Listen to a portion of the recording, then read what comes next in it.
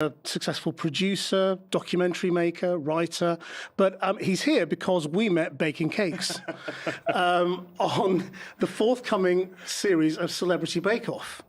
And we can't really talk about it, can we? No. We've signed a non-disclosure. It's out in a few months' time, so we can't really say any more, other than the fact that during the process of making this programme, I discovered that Greg really does have some big ways in which he wants to change the world, because we're going to talk really today about death. Mm-hmm. And it's even odd saying that. Yeah, sitting in a darkened room. Sitting in a darkened room, just both saying, wearing black. And I have my scythe. Saying, let's talk about death. And the reason for that is that you published a book of a blog which was written by your sister Clare, who died just over 2 years ago, which she started and you completed. And it was about her experience of cancer, and you took it right up to the end. And you formed some big ideas in the process of this, didn't you? Yeah. I never thought that words were my medium. Oddly, as an actor, words are my medium, but words that someone else has written that I'm interpreting and trying to make my own. And living with, obviously, an Oscar-winning screenwriter, I always shied away from the written word. And I found myself, when I was the primary carer for my sister, I lived with her for the last 10 weeks of her life, and she had no one else around her. She didn't want anyone else. Seeing how she had become with this illness that was just ravaging her. And towards the end, because of the weight of the disease and the weight of the opiates, she was probably not with us for 22 hours of the day. And yet I had to be there at all times. And I'd got her a little bell push by the side of her bed, and I carried around the other side of it, like one of these door chime things. And finding myself in this enforced stasis for just short of 3 months, both within the obviously the fantastically difficult headspace of watching the closest person you have in your life dying, but also feeling trapped and incapable of doing anything at all. All I could do was think about where we were as a brother and sister, and think about where we were within the medicalization of all things, and then think about where we were more societal in terms of our relationship with life-limiting illness and our relationship with death. And I sort of equated it to you have a jam jar of seawater with you the whole time, and you're always moving, and it's always fuzzy, it's always opaque. You can never quite see through it because we're always on the move. If you put the jam jar down, after a while it settles, and there's some sort of clarity to a situation, and you see the sedimentation of things. And I suppose that's what happened with me over those weeks. I started to see some form of clarity, and I realized that as a society we have either forgotten this language or have never been taught it, the language of death, the language of grief. And I suppose I've made it slightly my purpose in life now is to just talk about it, to bring it out into the open, because sunlight is the great sanitizer of things. And the difficulty when you start talking about it at all, people go, oh, it's morbid. One thing we know, the only thing we know, is we're going to die. That's all. I had this wonderful woman I've been doing some work with called Catherine Mannix. She was a palliative consultant at the Marie Curie in Newcastle. And she wrote a wonderful book called With the End in Mind, about her time dealing with people dying. And she said, there are 2 days in our lives that are under 24 hours. The day we were born and the day we die. And that just brought things home to me so much. We spend so much time concentrating on that first day and try and ignore the second. And as a society, we're very well set up for thinking about birth and maternity and paternity and the time we give people and the thought we give people. And also boiling that down, there are statutory rights when you're a new parent. There are statutory rights for leave that both the mother and the father can have, that can be extended at will. There is no statutory guidance for bereavement at all. And we have to be better. We have to be better at that. I mean, one of the things which, of course, you can never know is when someone's going to die. You have a fairly shrewd idea when someone's going to be born. There are the signs. There are similar signs to death. And a palliative doctor, or these wonderful new breed of people called the death doulas, the midwives to help you across that threshold, as there are midwives to help us over the threshold of birth. There are very set passages within the dying process. Which most people would have absolutely no idea Which about. most people have no idea. And I had no idea about at all. So we know reasonably when someone will die. And we have to be able to be slightly more grown up about having those conversations. I mean, I find talking about death sort of impossible and scary, because I've never really had anybody very close to me die. I mean, I've had lots of friends die, and I've been to funerals of friends, and it's been awful. But that very close family relationship, you know, touch wood, I haven't had. And so I slightly live in perpetual fear of the moment it happens. You know, both my parents, my wife's parents, they're all still going. And there's always that sort of, how long are we lucky for? Yeah. Were you at all prepared? You know, had you been through anything like this before, Claire? When I was at university, my closest friend at the time was killed when we were all in our mid-20s. And that really, really shook me. He was a boy who really lived life to the absolute fullest, and he and I were, we would climb together. We climbed waterfalls and did all the proper boy stuff, and he was drowned. He was killed at a time when we were all just starting out. We were all just starting to find out who we all were and what we wanted to do and how we were able to make a living and how difficult it can be being a grown-up. And I think that more than anything made me realize that it is fantastically easy to be killed. We have this life that, of course, when we're young, we think we're immortal. And to have one of our compatriots taken from us when we still are in that immortal state pulled me up short. And it made me, I suppose, more aware of not planning, of not trying to pursue any agenda, because at any moment the bus can broadside us. Now, that's not to say that you don't try as hard as you can on whatever you're doing at the time, but having some sort of overview.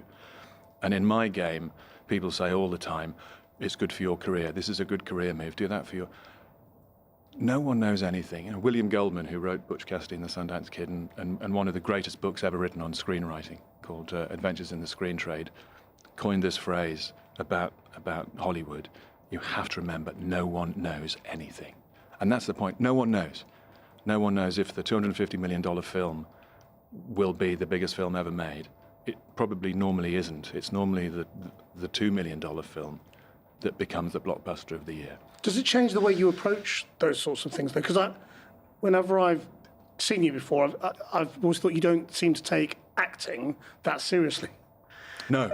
You know, as a profession. Which is odd for somebody who studied acting and went to a grand institution.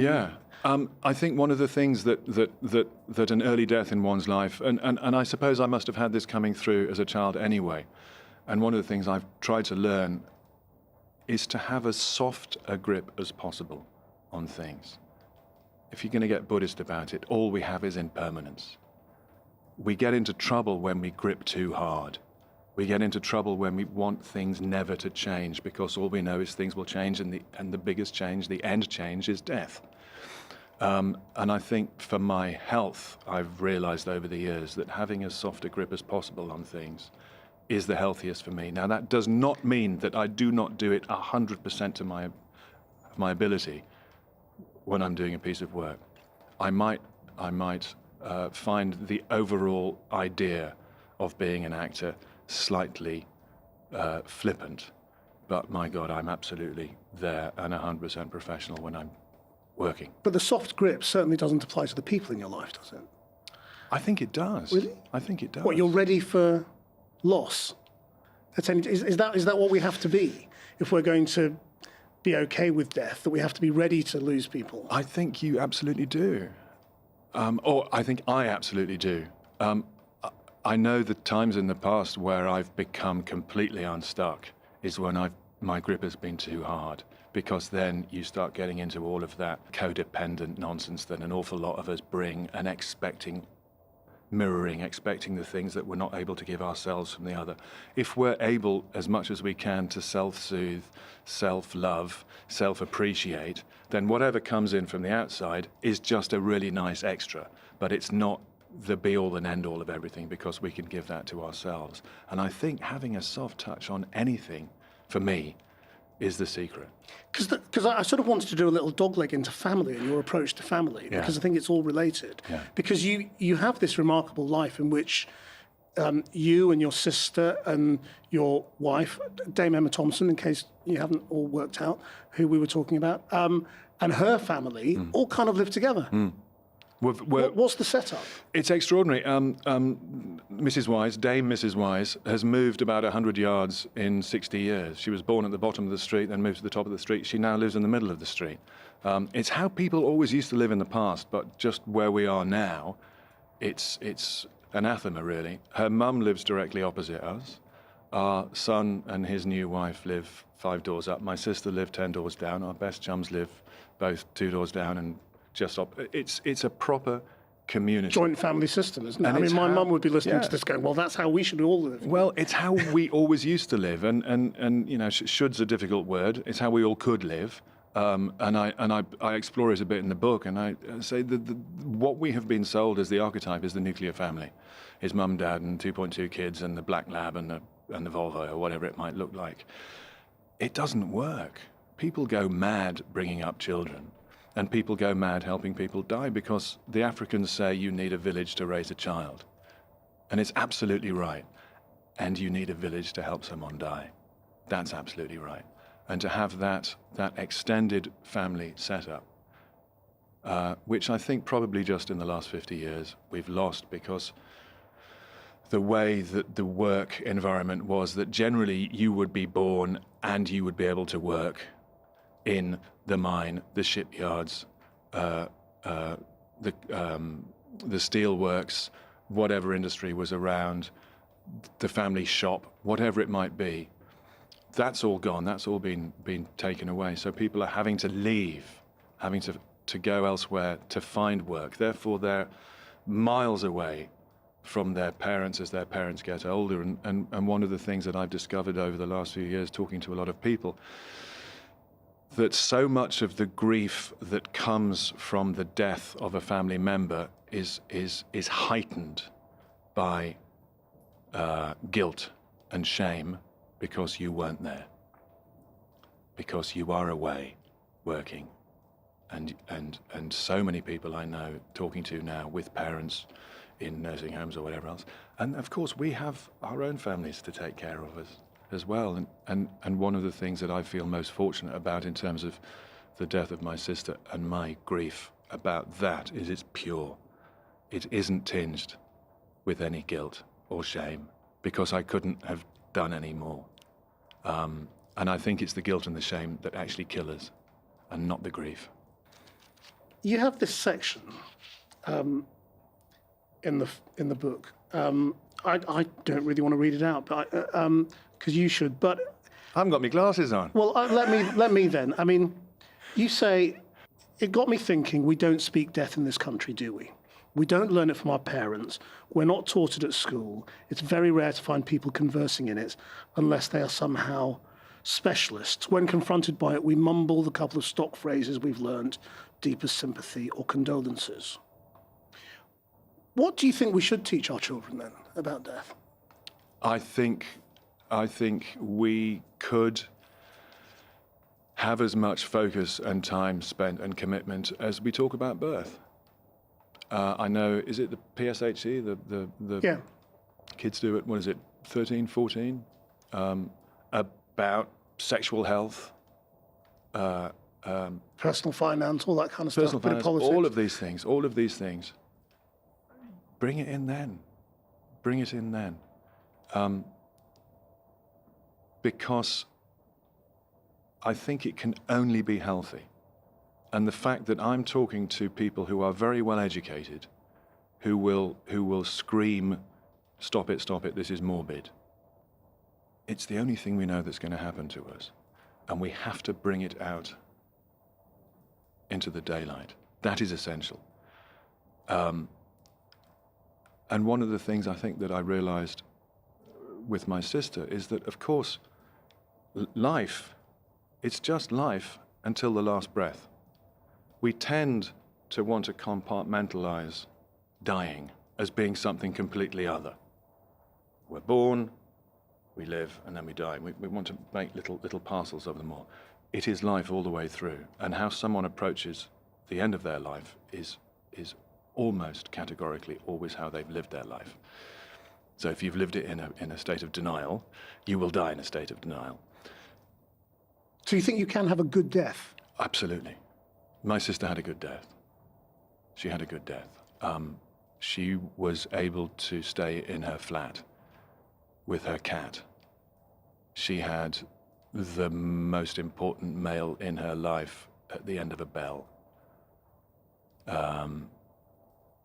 Of course, she did not choose to die at 51 of a fantastically painful illness. But there was love, and there was kindness, and there was grace. Were we all able to go that way, really?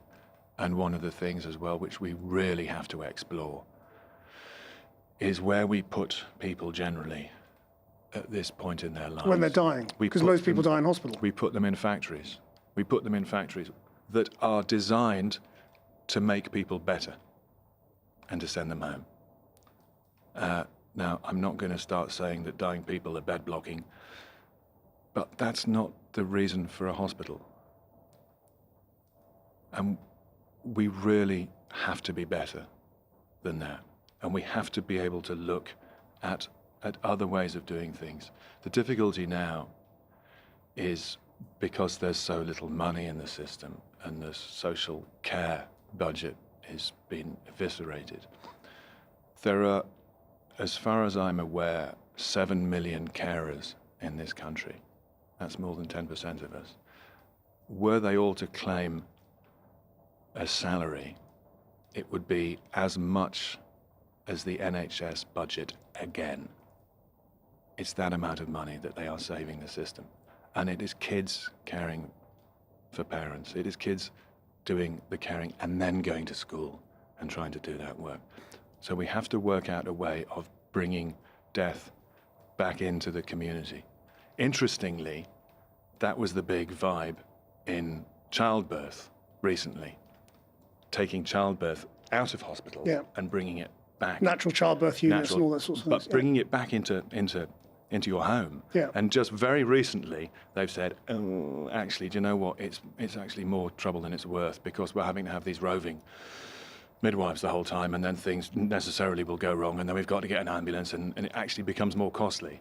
So they're now saying we can medicalize the childbirth back into hospitals, but we need to do the opposite with death, because generally death is not medical, it's physical. You are dying. What would you mean? Just explain that. Hospices are not hospitals. Hospices have a palliative component to them. They are there as much as they're able to reduce pain and therefore to reduce both the physical and the mental suffering of a person who is in the process of dying, however long that may take. But they are not medical institutions.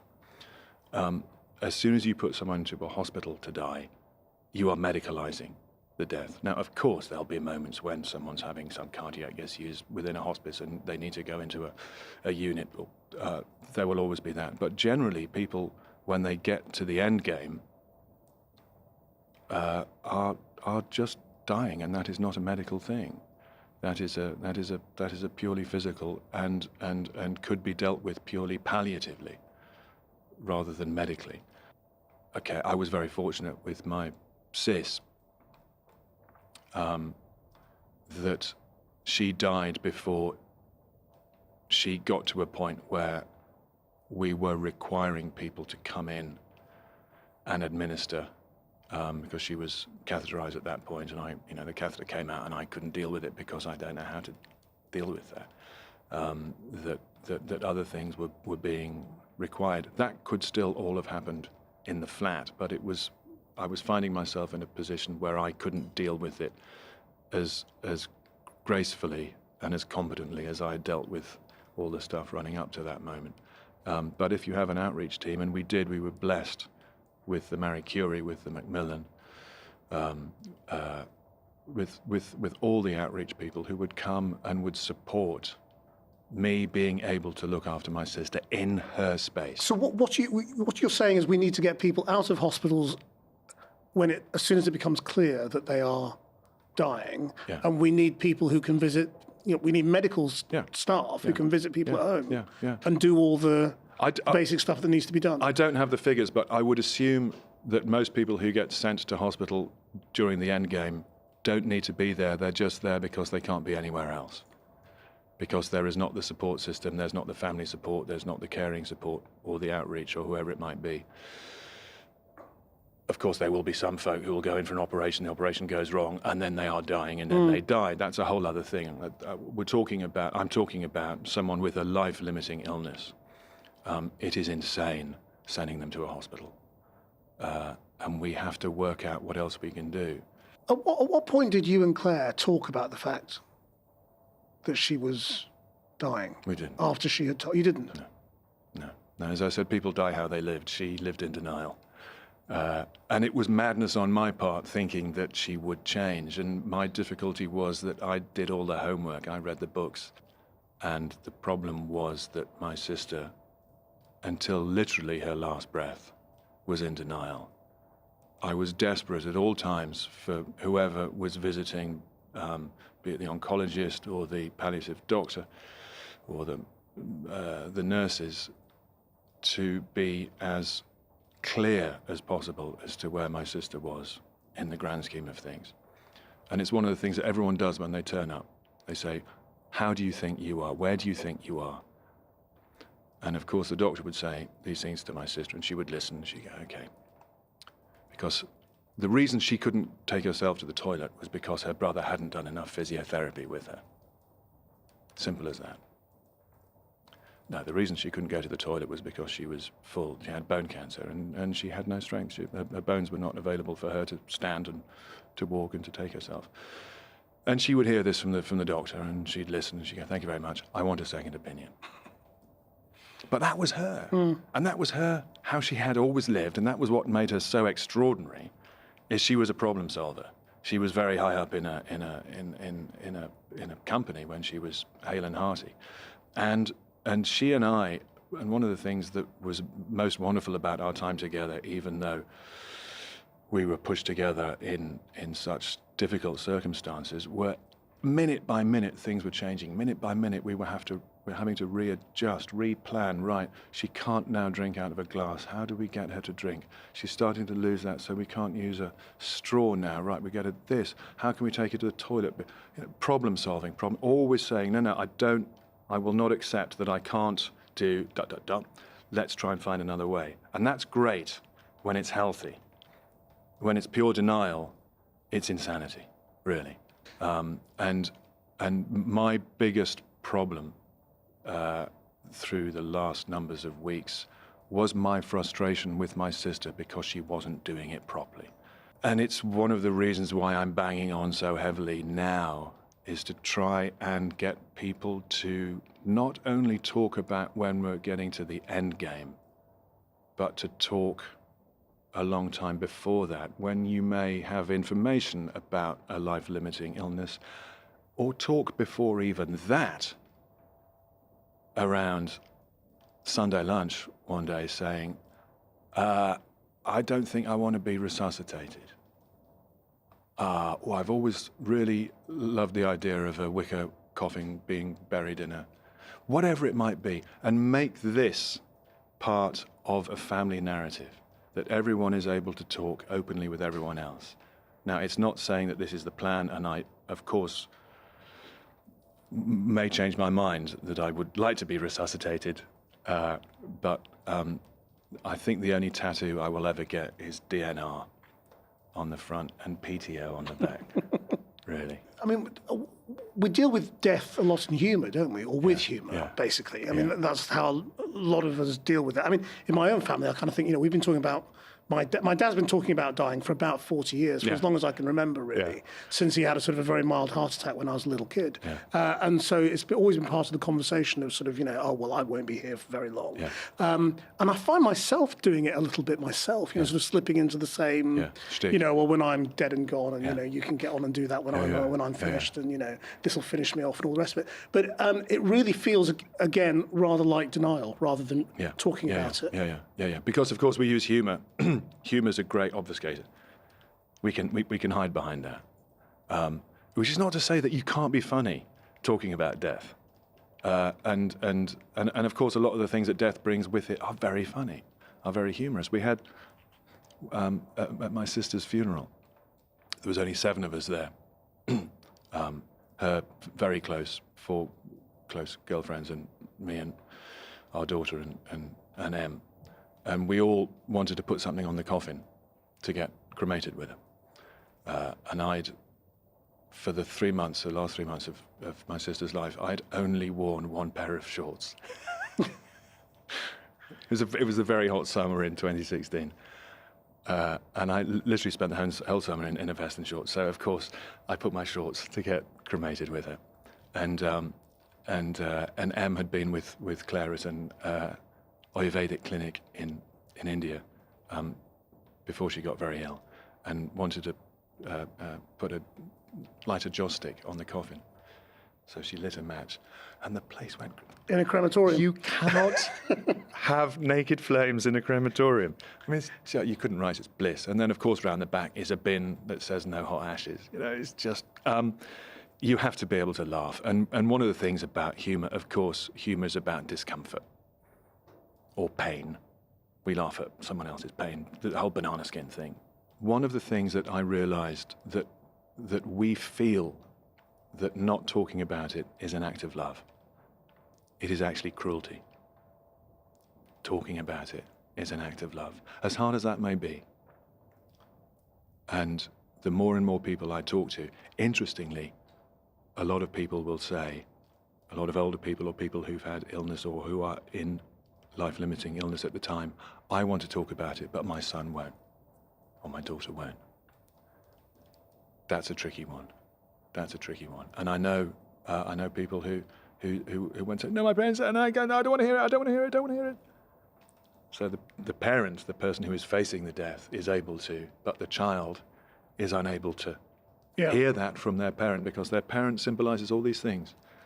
And of course we know as we get older, that of course our parents are getting, well, we're all getting nearer death, but they're very much getting nearer death. And we want still to be trapped in some form of adolescence or whatever it might be, at the same time as we're wanting to stride on and be our own people. It's this weirdness around it all that can only be cleansed by talking. I mean, you say in Clare's funeral there were just 7 of you. How important was the sort of saying goodbye bit, and how did that help you process what had happened? Clare hadn't wanted really anyone around. I think she was embarrassed, and I think that's another thing we need to talk about, the embarrassment of illness, because it takes everything away from the shape that you were. And your dignity. The shape that you were was, she was a woman with a big posh car and an embossed business card and a parking space and and earning potential, and she could go out and buy as many shoes as she wanted, and suddenly everything is taken away from you.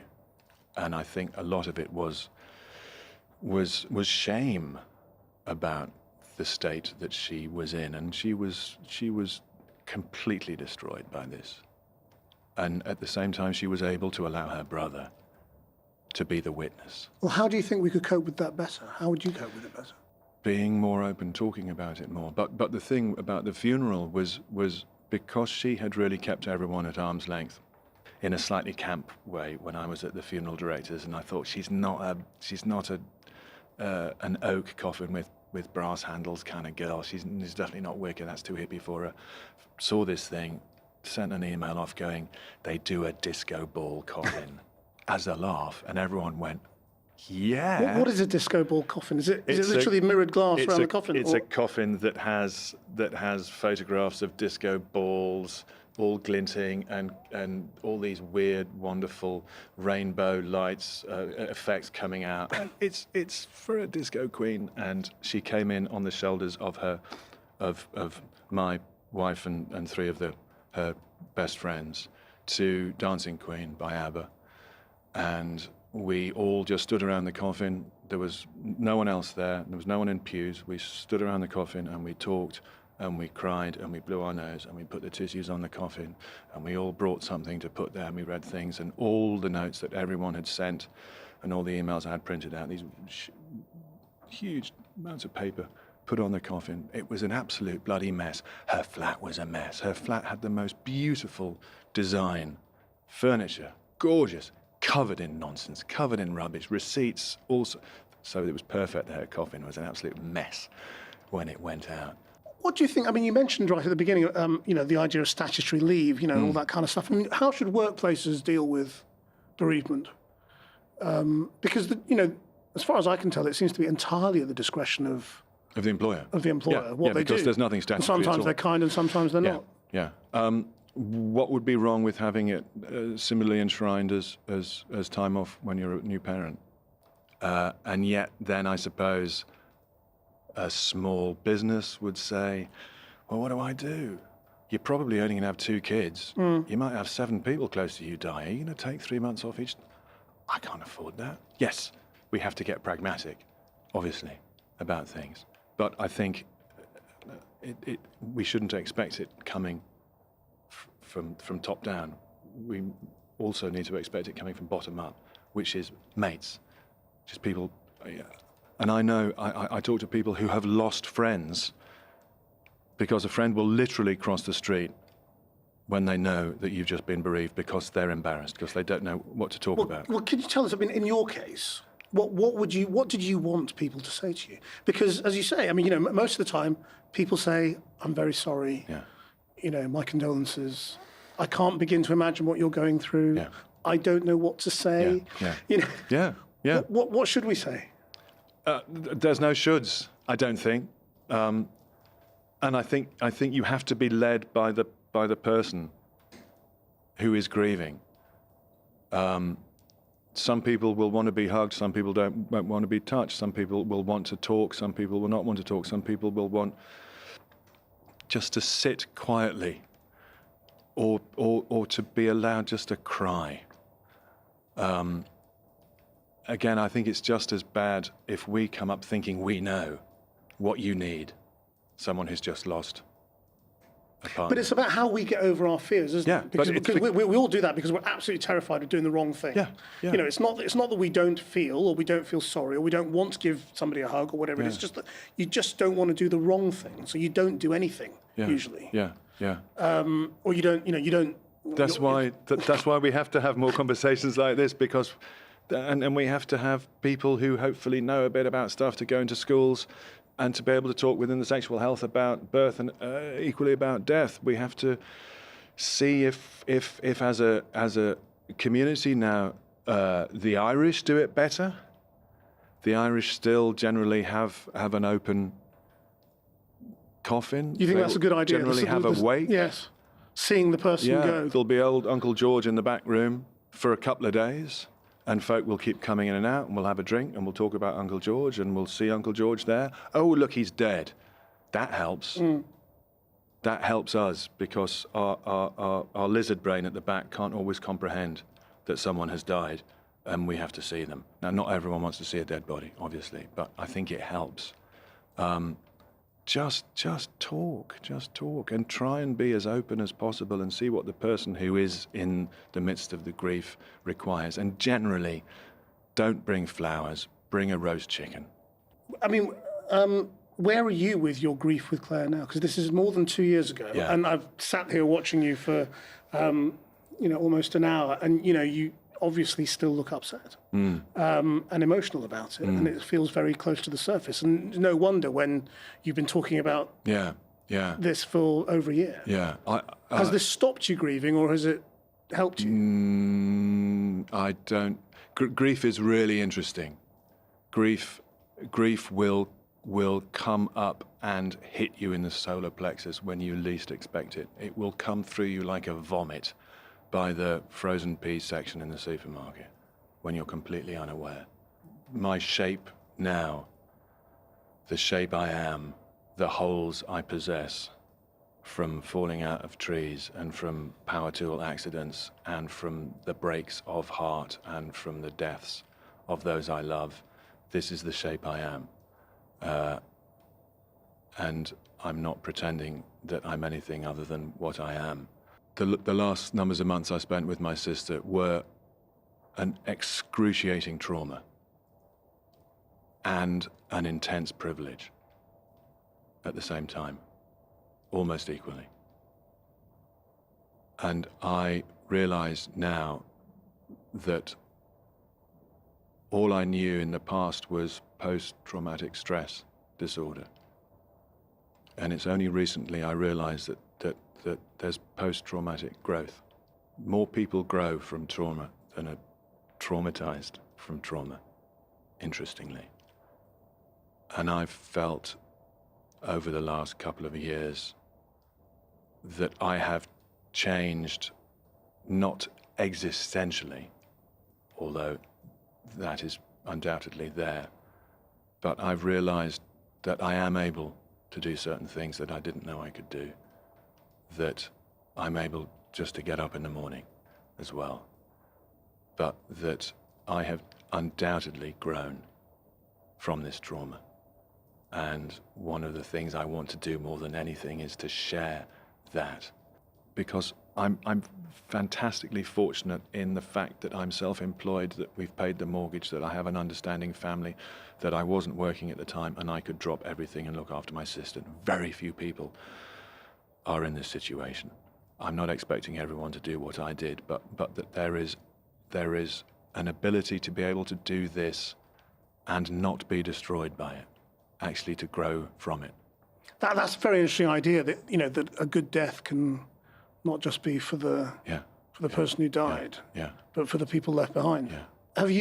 Have you planned out your own? I mean, what's going to happen with you? I'm actually going to live forever. I'm not going to die. I think one of the things that is almost essential in the dying process is the people with you. And the last numbers of months with my sister were the most powerful moments of our lives together. And I would not give up a single second of that. And I don't want to deny the people who love me the availability to do that with me. That doesn't mean that I won't decide at one point to say, stop the chemo. Please, who are we trying to kid? And another thing is, very few doctors finish their chemo. They know when to stop. So does that make you against euthanasia, or just No, it's up to people to do whatever they want to do? That's a whole other argument. That's a whole other argument, really. It's really complicated. It's really complicated. I also looked after my mum the last numbers of months of her life. She had CLL, leukemia, and she would rail. You wouldn't do this to a dog. And I talked to mates who were doctors, and I talked to her doctor, and the day I went to register her death, the day after she died, I bumped into her GP, and I said about this, and I said, we really got to start talking about euthanasia. And her doctor said, your mum had more than enough drugs in her house to kill herself. And she knew that. And she chose not to, because you were there.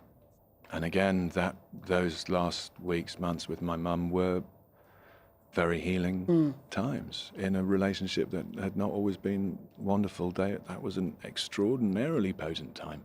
Are you taking this into your professional world as well? I mean, does it change the way you portray people in this situation? Or, I mean, you've just done the Marie Colvin film about a woman who was killed in Syria. Well, I played Mountbatten. I don't think it brought a lot in with him. Are you able to take it into the professional world, or is it? Look, hopefully everything that happens to you in life invests something in the job you do as an actor, because we're trying to explore the human condition in whatever we do, in whatever piece of work, be it a comedy, a musical, a drama, a tragedy. Of course, unwittingly, I will bring all sorts of stuff in with me. I hope I'm a little bit kinder now and a bit more compassionate and hopefully available and interested. I think hopefully I've always been that, but I will find myself going out of my way to talk to people now, to strangers, just stop and chat to folk in the street or whoever it might be, or on a tube, and because I think it's made me more connected with this fabric of existence that we're all weaving and making a mess of. And